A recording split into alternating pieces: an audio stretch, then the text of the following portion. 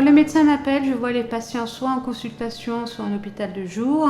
Il est important pour nous soignants de bien faire comprendre aux patients que nous avons la possibilité et le devoir même de leur proposer ce choix. C'est un moment d'échange où je leur explique comment ça se passe et ce qu'est le traitement à domicile et ce qu'on attend d'eux.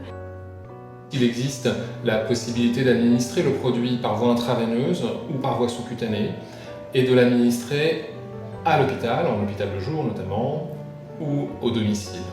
Ce film doit faire passer un message important, c'est l'autonomie et la flexibilité. Ce qui permet de pouvoir proposer le meilleur traitement possible à chaque étape de développement de l'enfant ou à chaque étape du parcours de vie du patient.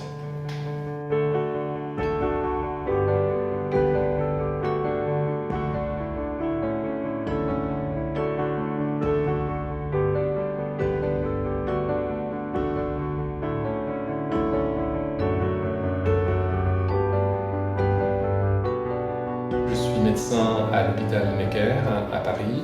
Je suis le responsable du CEREDI, qui est le centre de référence national pour les déficits immunitaires primitifs.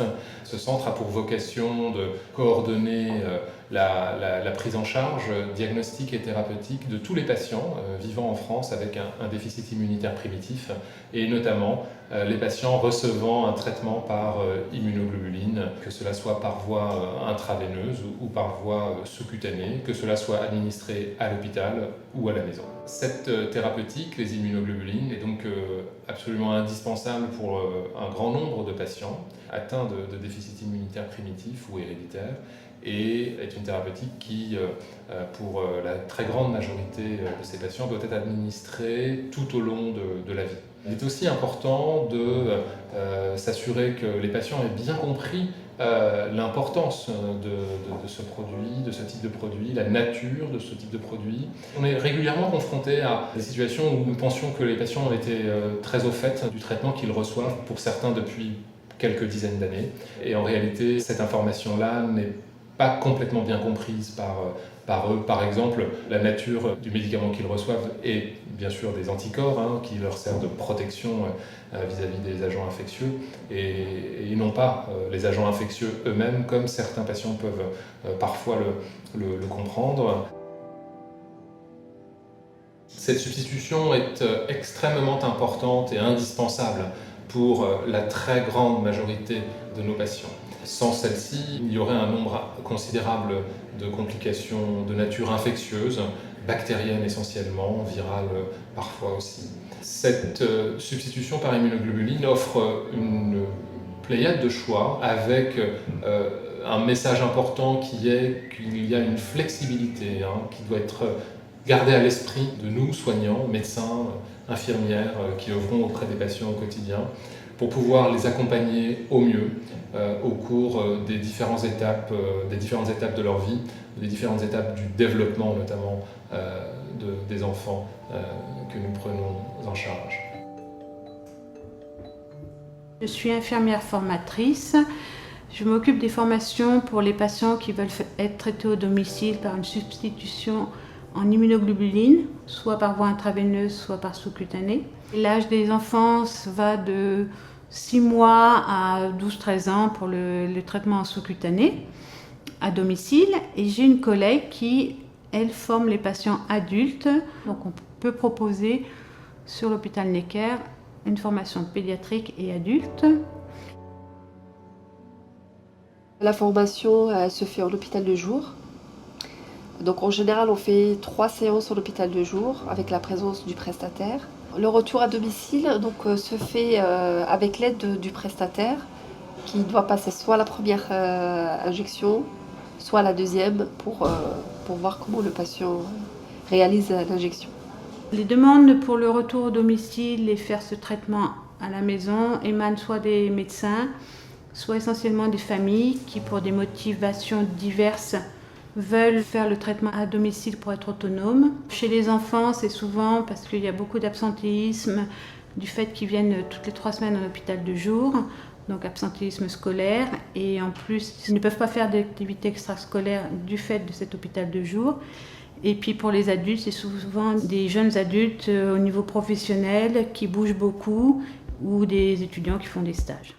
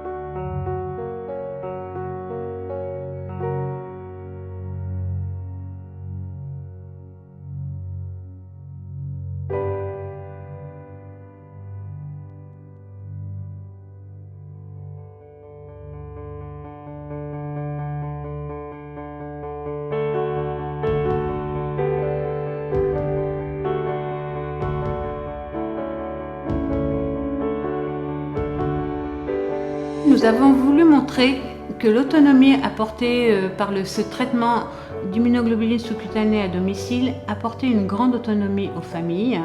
Entre autres, en pédiatrie, ça permettait aux enfants de participer aux activités extrascolaires, aux parents de se retrouver en famille sans avoir cette coupure en hôpital 2 jours toutes les 3 semaines. Et pour les patients adultes, pouvoir gérer leur temps dans leur milieu professionnel. Nous avons donc fait ce film également à destination des patients afin qu'ils aient plus d'informations sur ce traitement, sur ses différentes modalités et notamment sur le choix qui existe entre toutes les voies d'administration et le fait que l'on peut passer d'une voie à l'autre, d'un lieu d'administration à l'autre, et que cela, bien sûr, n'est pas figé tout au cours de la vie. Ce qui est important, c'est de poser des questions auprès des personnes qui prennent soin de vous, médecins, infirmières, et ne pas hésiter à dire qu'à un moment donné, au cours de votre vie, il est préférable pour vous ou pour votre enfant de passer à la voie intraveineuse alors qu'on était à la voie sous-cutanée ou réciproquement.